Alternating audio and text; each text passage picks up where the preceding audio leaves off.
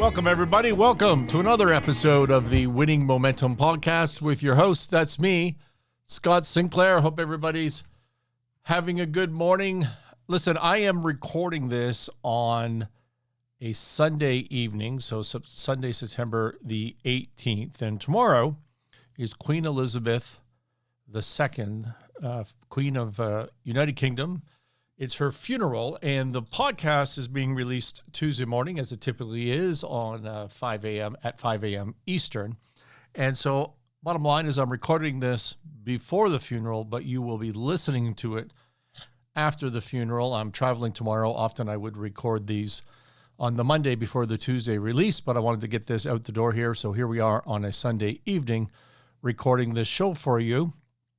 And so I don't know. I won't have watched the funeral before. I probably won't have a chance to watch it at all, but I definitely will not have watched it before. I haven't watched it before I recorded this podcast because it happens tomorrow. But many of you who are listening to the podcast will have watched the funeral. Queen Elizabeth died at the age of 96 in her castle in Scotland, Balmoral Castle. 70 years on the throne as a leader. Succeeded by Charles, King Charles III now, and there's a national day of mourning, actually a mourning period in the United Kingdom for 2 days, and then in many of the Commonwealth countries, and I'm sitting in Canada as we speak, which is one of those Commonwealth countries, there's a federal day of mourning tomorrow, which is Monday the 19th, which is the day of the funeral, I believe. And so the Queen was clearly a beloved figure. This has been worldwide news, by far the longest reigning monarch or leader or figurehead of any country for 70 years. I saw at one point there was a viewing of the coffin in Scotland, and there was 400,000 people lined up. 400,000 people lined up just to view her. It's really astonishing, the passion, respect, love that the Queen generated among millions and millions and millions of people, not just in her own country, but around the world. So to those of you that sent me messages, I got not several, but certainly a few email and other messages from people around the world wishing me well for the passing of the monarch. As I've said to each one of you in person, I said, thank you very much. But the truth is I, like many Canadians, and like many in the Commonwealth countries, are certainly of my generation, are somewhat detached from the royalty, from the monarch. Not a day-to-day thing in our lives. For us, I would say it's a figurehead. Pomp and ceremony. I don't know what other words to put to it, but it's still sad. It's still sad. You know what I love about her is that she died at 96, and she was working a full schedule 2 days before she died. I just think that's incredible. That is inspiring in my mind. Anyways, this is a podcast about winning momentum, and that means turning things around and being successful in your business and your life. And you don't know this, but I do. The content breaks into three broad buckets, one being your personal mindset, which is, things like overcoming fear and just dealing with yourself. Another bucket would be the technical skills in running a business. And a third bucket is leadership. We talk a lot about leadership. And as many of you know, if you're a longtime listener, I try to use some of the current events to draw upon lessons and observations that tie into what we try to talk about on this podcast. So anything that you read about or hear about in the news or the media as it relates to the Queen right now always brings up that she's the best leader ever, in effect. Much more eloquent words than that, but that she's the best leader ever. And you wonder, as evidenced by her success during her reign of 70 years, I can't stress that enough, and the love the outpouring that has resulted because of her death, because of her passing. And, want us to wonder, I certainly do. How much of this adoration for her, is that the right word? I think it is, for her leadership skills really boils down to the fact that she had the job. And I don't mean that in a negative way, but to me, 80% of being a leader is to have the job. It's like that old saying about being a hero.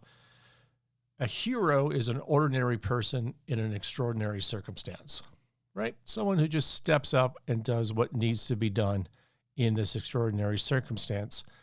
And a leader is someone who survives and does the job, a leadership job. That's what a leader is. In many respects, it's part of the job.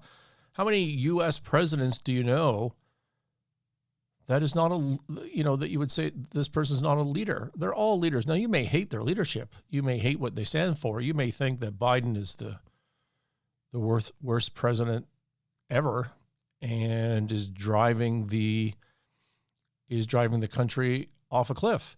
You may think that George Bush or Donald Trump were flat out evil people akin to Hitler, as you hear so often in the news. But you can't say they didn't lead. You can't say they don't have followers. Every single person in that position through the history of time, and in every other country that I'm aware of that I've observed, certainly in Canada, you may not like them, but you can't say they're not leaders. And why is that? Well, 80% of it, I think, is because they have the job. And when you have the job, you become a leader. So I don't know what lessons that we can get out of that. I mean, if you have the job for 70 years, that's a long time. Obviously, you're a leader, right? People are going to follow you no matter what. The longest serving president, by definition, is 8 years. I think the longest serving prime minister in Canada has been 10 years.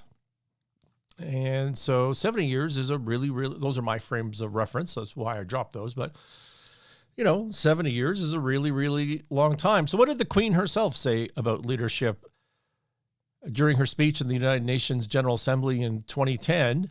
She said, and I quote, "I know of no single formula of success, but over the years I have observed that some attributes of leadership are universal and are often about finding ways of encouraging people to combine their efforts, their talents, their insights, their enthusiasm, and their inspiration to work together." Finding ways of encouraging people to combine their efforts, their talents, their insights, their enthusiasm, and their inspiration to work together. So the Queen's own observations about leadership are, in fact, the definition of leadership. I don't know that that tells us really anything. I mean, leadership is about getting people to work together in the same direction with enthusiasm and inspiration and talents and insights and all these things that she said. So, we can't really argue that, but I don't know that it really does us any good. It seems to me that's sort of defining the words with the word. But let's carry on because I don't mean to come across negative here. I think she's a fantastic leader. But don't underestimate the power of just being in the position when it comes to leadership.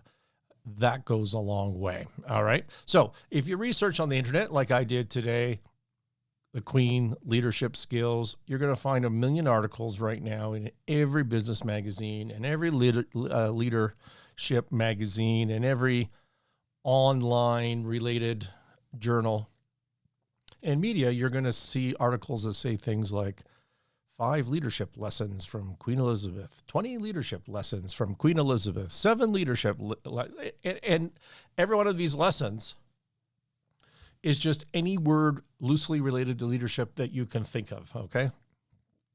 And so this person is a figurehead, and we're using her to attribute our leadership biases and our meanings of leadership, and we're putting them on her. And she's been around for so long, and she's excelled at all of those things that, it works. It works. So, look, we're not trying to get too hung up on we're not trying to, what am I trying to say? We're not trying to dissect this too closely here, but let's just see if we can walk through some of these points and learn a thing for ourselves and how it draws into what we are trying to do to turn our business around, to turn our life around, just to be, more profitable and more satisfied with what we're doing. So here's a lesson from one of the articles that I picked up, was sort of a common thing. It was called Preparing to Step Up. A leadership skill of the Queen's was preparing to step up. So as soon as King Edward VIII abdicated, didn't abduct the throne, he abdicated the throne, and the Queen's father became king, she was 10 years old. So from the time that she was 10, she knew that she was going to be queen someday. And what she didn't know was that she was going to be queen at 25 because her father dropped dead prematurely, I believe. And so at 25 years old, she became queen.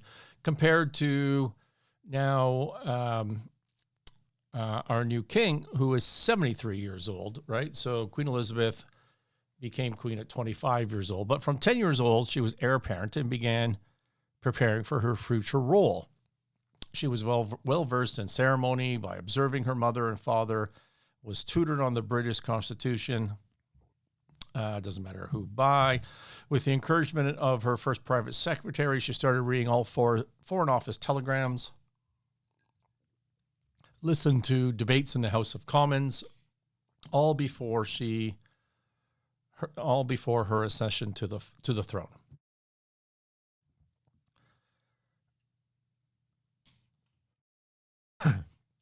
Is that a leadership quality?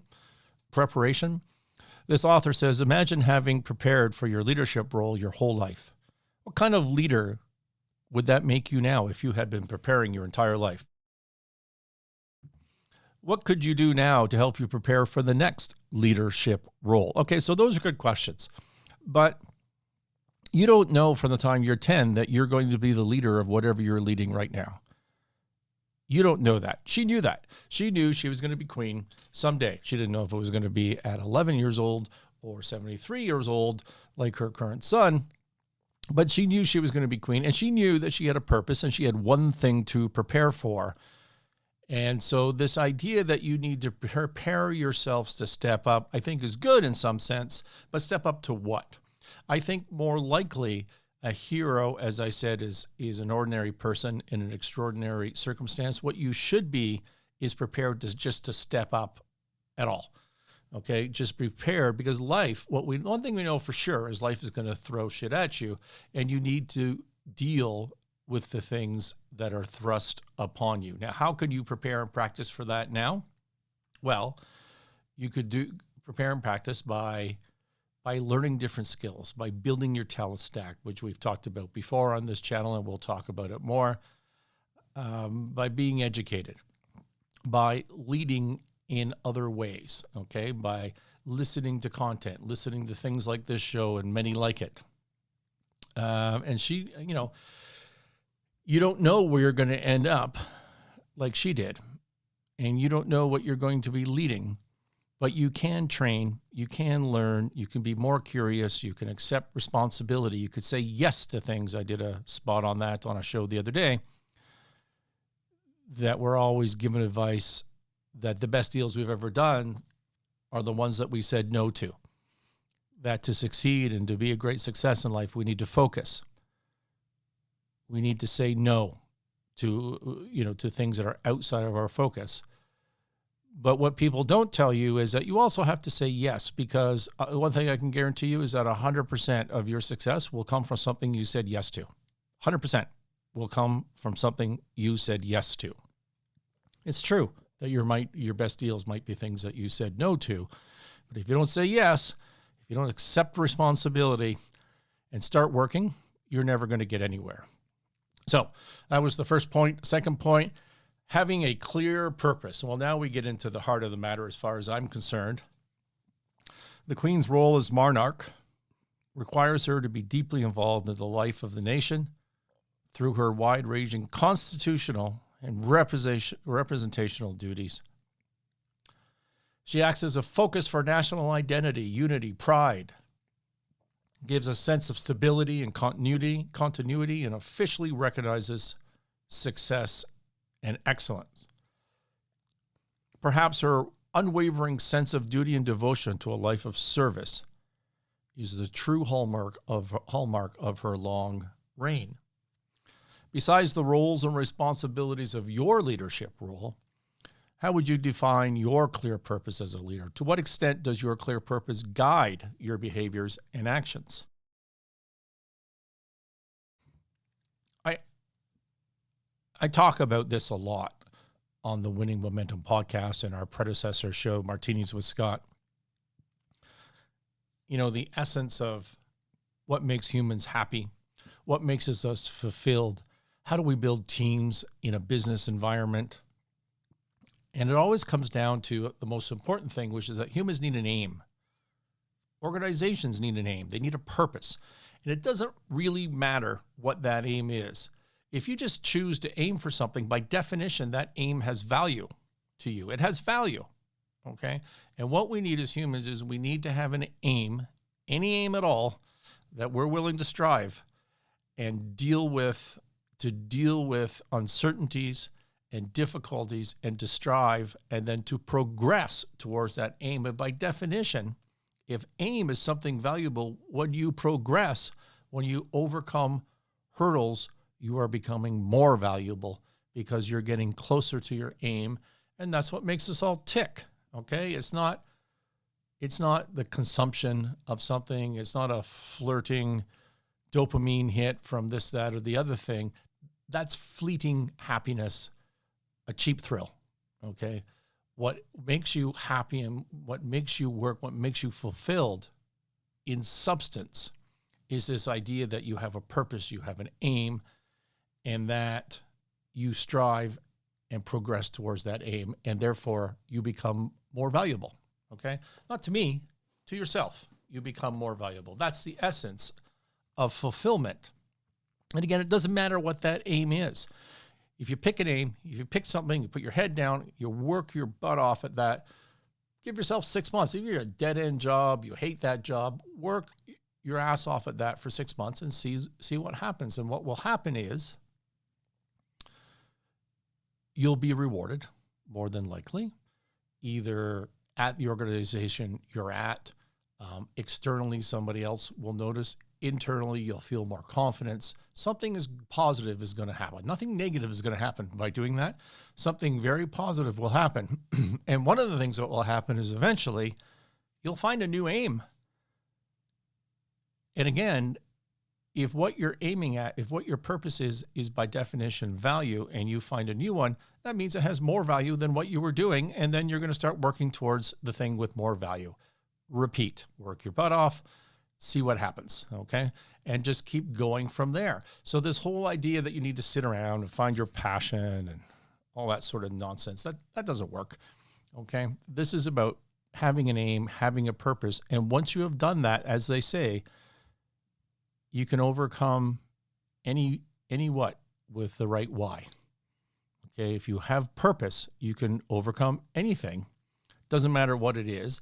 And I think, they say a leadership function here, a skill of the Queen is having a clear purpose. Well, I don't know that was a skill of hers as much as, again, 80% of leadership is being in the job. And clearly that was going to be her job from the time that she was 10 years old. Being at the service of others. On her 21st birthday, Princess Elizabeth dedicated her whole life to the service of the Commonwealth. She said, I declare before you all that my whole life, let me try this again.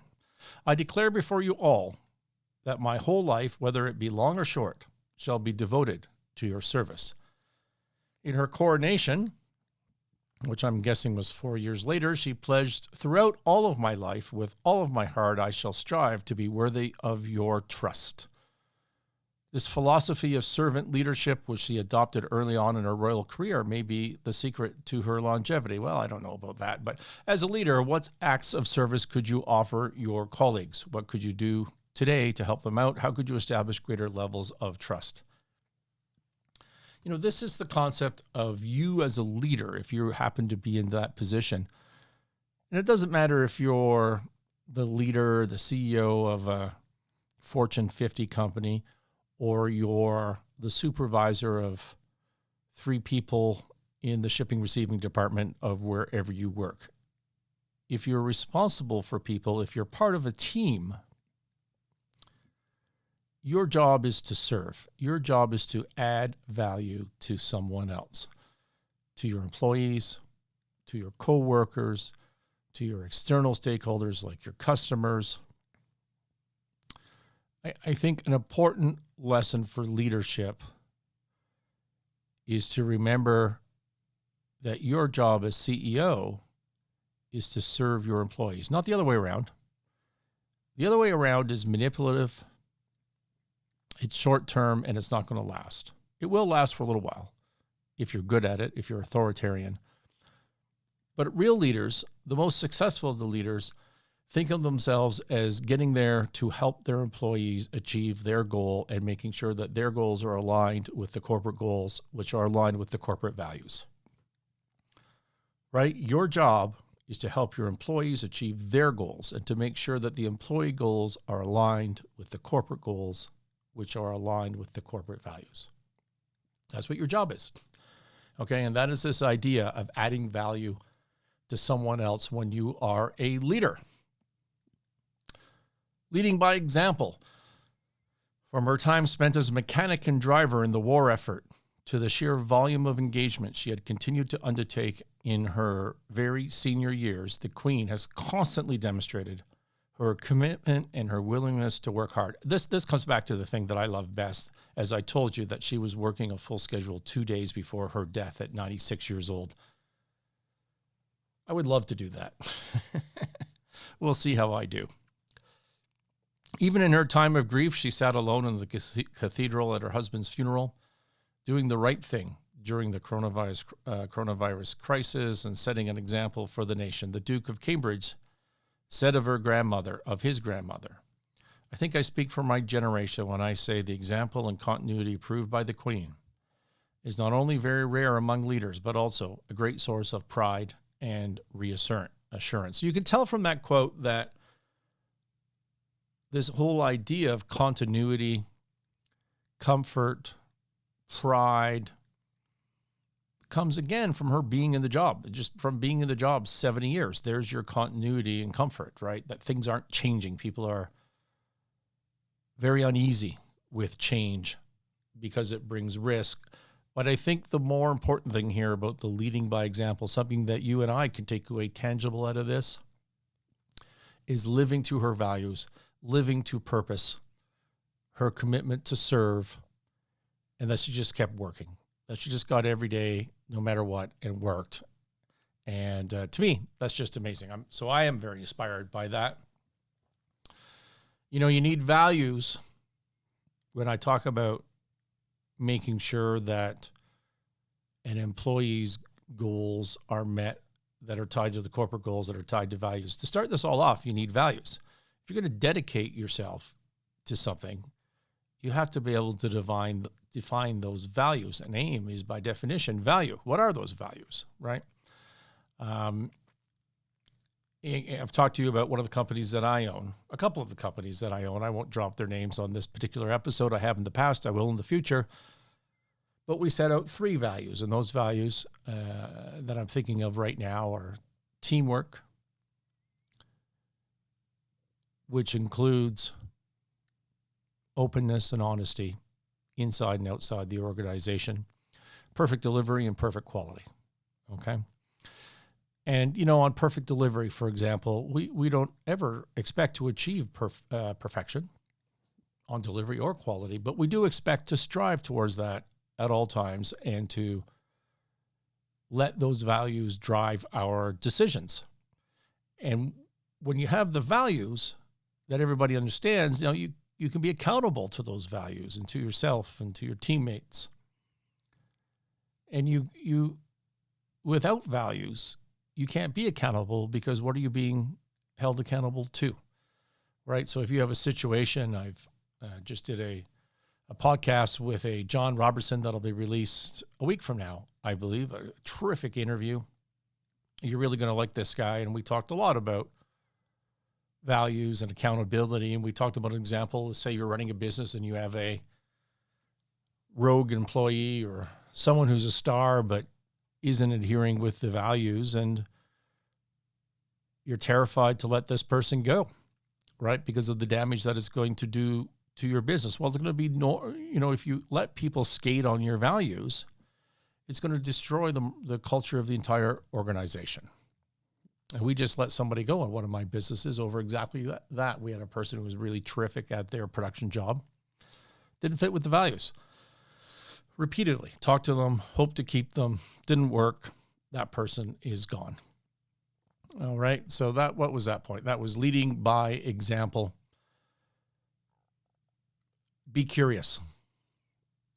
The Queen's role gives her the opportunity to interact with everyone from world leaders to members of the general public. On these occasions, she's well known to be very curious about people, asking questions, listening attentively. One of the most well-traveled heads of states, you would hope so, after 70 years. Having visited 116 countries over her reign, her curiosity coupled with her extensive travel is likely to have hugely informed her growth as a leader and the type of leader that she wanted to be. What questions do you ask as a leader? Are you really interested? Are you listening? Do you look for inspiration in new places? Look, I couldn't agree with this point more. I think it's a great human trait. I don't know that it's applicable to leadership, but I don't know if it's purely a leadership trait. I think it's more of a human trait. I will tell you many of the good things that have happened to me is because I've been curious and I've been willing to say yes. And I've had the confidence to know that if I got myself into a situation that I had no idea what the hell I was doing there, I could figure it out. I could work hard enough. I'd be smart enough. I'd be curious enough, creative enough that I could get myself out of whatever trouble I was in. Because as to say, curiosity kills the cat, right? I think curiosity is an amazing human trait. I'll give you an example. So like this content that I do right now, this was curiosity. This was me 3 years ago or so, traveling all the time with headphones in my ears, listening at first to audiobooks. I was consuming a couple of books a week probably, and then moving into podcasts, which I discovered around that time. I know, long behind the rest of the world, but I discovered podcasts and thought, hey, I'm curious about these podcast things. I'm listening to more. I found people I really like to listen to, like Scott Adams. I still to this day listen to daily. I listened to a lot of Jordan Peterson stuff back then. Some Rogan, not too much, but some of it, and so my tastes in podcasts have changed over time, but I became really curious. I thought, hey, I wonder if I could use this. Maybe it'd be fun. Let's try it out. So we did it. And we started off trying to live stream on Periscope. Do you remember that app? That Twitter live scheme is stream. It's dead now. It's dead. But anyways, the show has evolved since then, but it started because I was curious. It didn't start because I had a business plan. If you want to be a leader, you need to say yes. You need to be curious. You can't analyze things to death. You just need to go with it. What was that rule we came up with on one of this show before? That you're never going to know 100% of the information. You will never know 100% of everything before you make a decision. So how much do you need to know? And I would suggest to you around 70%, 60, 70%. If you feel like you've covered 60, 70%, make your decision because it's not going to get better from there. Okay? Be curious. Don't overanalyze things. Jump into stuff. Have confidence in yourself. I think that's the lesson we take from there. Lastly, embracing change. I love this one. Over her long reign, the Queen has lived through many major events and cultural milestones, and she has had to learn to adapt and move with the times. Think back 70 years. Could you imagine? Could you imagine what she has led through? The world, the wars, changing governments, the disasters, the victories. It's incredible. It's incredible the change that she had to navigate. The ability to embrace change has been apparent from the very beginning of her reign when she agreed to have her coronation broadcast live on television. She has continued to adapt with the technological landscape, sending her first email in 1976, publishing her first Instagram post in 2019. I don't think you can work till you're 96 if you are resistant to change, to adopting, for example, as that bullet point said, technological innovation. You know, if you want to have longevity, you definitely need to adapt to what's going on in the world. The Queen has set many firsts during her career, changing the shape of the monarchy, setting a precedent for all British royals. The Queen had said, change is a constant. Managing it has become an expanding discipline. The way we embrace it defines our future. That is a quote from Queen Elizabeth. The way we embrace change defines our future. How well do you embrace change? You know, it's funny. I have a keynote speech that I give, a canned speech.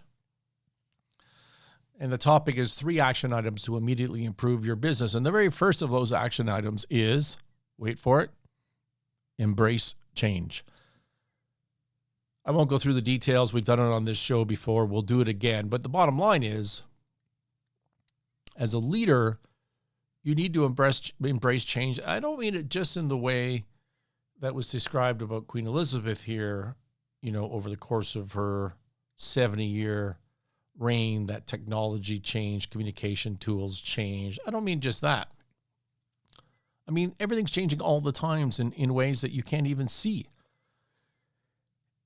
And you get stuck in your ways. And you get stuck in your ways because of confirmation bias, which I've talked about at length on this show. And the John Robertson podcast coming out next week, we talk about it a bunch more. So if you want to learn more, tune in next week, subscribe to the show, whatever you need to do to get a heads up on this. But the bottom line is, things change. And therefore, you need to change. Because if things aren't going the way that you think they ought to go in your life or in your business, then you need to do something different, because doing the same thing over and over that isn't working, well, that's not, we all know what that is. So you need to change. And the bottom line on that point in leadership is to, particularly in a business, you manage your business through KPIs, key performance indicators, which are objective mathematical indicators, 3, 4, 5 of them, that drive your entire business, and stay on top of them every day. Know them off the top of your head. And if they're going sideways, that's your trigger. You need to change. You need to look at what's going on, and you need to embrace continuous improvement. Just change is a way of life. It's not things aren't going well, I need to change. It's, I need to change every day to continue to make things better. So that was the one article out of the hundreds that I told you about that I stuck onto, because I liked 5 out of the 6 at least points on there in terms of leadership lessons that can be observed through the life of the Queen. For me, out of all of those, again, the one that stands out to me is the humans need just to have an aim. You just have to have a purpose and an aim to be fulfilled. And again, I don't think necessarily the Queen created her purpose. It was thrust upon her, but she certainly embraced it, and she stuck with it. She stuck with it. Again, working until 2 days before she died at 96 years old. And that should be applauded. Imagine the pressures. Imagine the pressures and the distractions, the temptations to not live up to your values, to not put your service in, to not be dedicated to the Commonwealth. With all that money, all that popularity, all that fame, the favorite thing for me is the clear dedication to the purpose. And I think if there's one thing that we can all take a lesson out of, it should be that. And it must have been hard, watching the coverage of the last 10 days. Very often on TV, I would see Sarah Duchess of York. Sarah Margaret Ferguson, she was born, nicknamed Fergie. I think they called her Princess Fergie, but she's really a duchess, I think. And a member of the British royal family. She was married to Prince Andrew, who's the younger brother. So he's the brother of now King Charles III. They're divorced, but I understand still living together.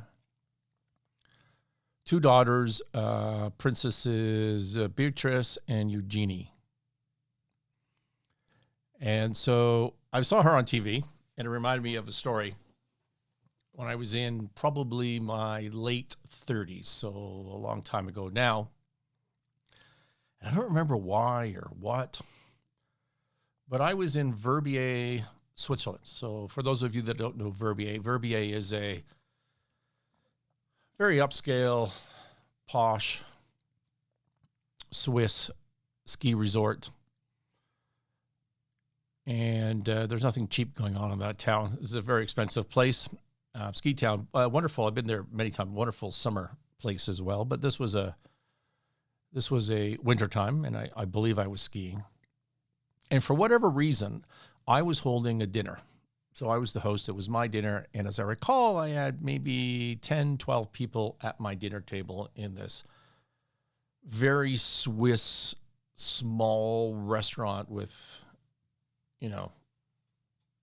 lots of Michelin stars, one of the best restaurants in Switzerland. And I have this dinner for 10 or 12 people. And when we get to this restaurant, it struck me right away that the restaurant felt almost closed for us, except it wasn't for us. There was 2 tables. There was our table of 10 and 12, and then there was another table of about 18 people, as I recall, maybe 15, something like that, just slightly bigger than ours. But that was it. There was nobody else in the restaurant. There's just these 2 long tables. And we were close to each other. You could have turned around and reached your hand out behind you and maybe not quite, but almost touched the back of the person behind you. At the other table was Fergie and her crew. So it was my crew, and then it was Fergie, the Duchess of York, and her crew. And she was there with some clearly a British royal-looking guy. She was divorced already, I believe. But her 2 daughters were there. I don't know how old they would have been at the time. They looked like 16, 18, 19, somewhere in that range. And a bunch of Eurotrash dudes and some boyfriends. And what struck me most, well, first of all, I wouldn't even have known personally that was Fergie. But the women at my table were very much into this. They identified her, and that was all confirmed. And so it was all very exciting. It was all very exciting to have royalty at the table next to you. And also what they had at the table next to us is that they were very, very, very, very, very drunk. I can't stress how drunk they all were. And there was a lot of white powder. There was a lot of coke at that table. Out in the open, people running in and out to bathrooms, running in and out to wherever they were running to, like all night long. They were out of control. They looked horrible. They were incoherent. I don't think they ate. I don't think they ate anything. It was an interesting experience. I mean, if you were a more mature person than I might have been at the time, you would think it was sad and all those sorts of things. But I have to admit, it was pretty funny and entertaining at the time. Anyways, watching Fergie on TV has reminded me of that story from back in the day. But I think the point is the temptations of that life, that it takes a pretty strong dedication to your purpose and to your aim to toil and strive and to survive those temptations. And we've seen the wrong turn taken by many of the royals. Look at Prince Harry, for example, who seems to me has just turned himself into a grifter. And so there's someone who didn't have that strong why. And one thing we can take from the Queen and all of her accomplishments is she was true to her purpose. It did lead her through 70 years of successful leadership. And so that's it. My condolences to everyone who has lost their queen. And with that, I think I'm going to I'm going to sign off for the night. I hope everybody has a great week. I'm shooting another show later this week in person with, well, it'll be a surprise. I'll let you know who. And, you know, you can subscribe as you usually do. Check out thescottsinclair.com. I think that's the place to be. And most of our content will be flowing through there. Thank you for listening. I wish you all the best. We'll talk to you next week.